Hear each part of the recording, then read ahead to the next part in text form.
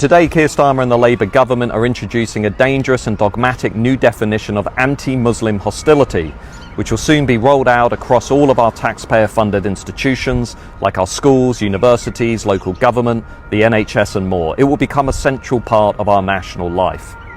Contrary to what Keir Starmer tells you, it will directly erode our free speech, our free expression, by dramatically limiting what we can say about the role of Islam in British and Western life. We don't need this definition. We already have laws that prohibit somebody from insulting somebody else based on their race or their religious identity.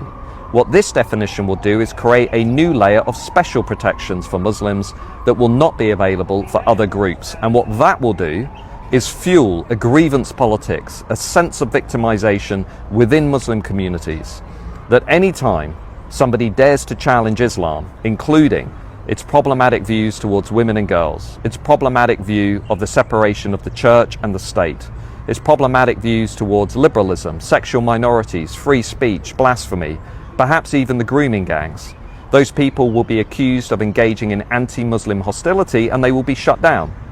The definition itself says that anti-Muslim hostility is prejudicial stereotyping. In other words, if you discuss problems or challenges that are part of Islam and are prominent within Muslim communities, you might be accused of prejudicial stereotyping and shut down.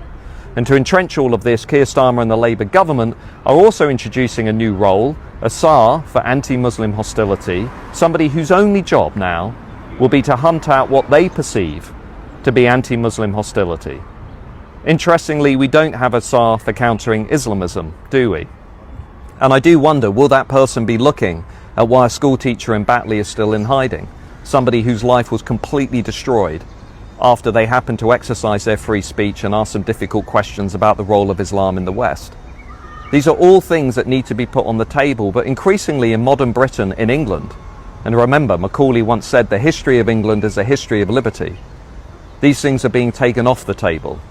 These topics are now considered taboo among a ruling class that is introducing these things to pander to its own Muslim voters.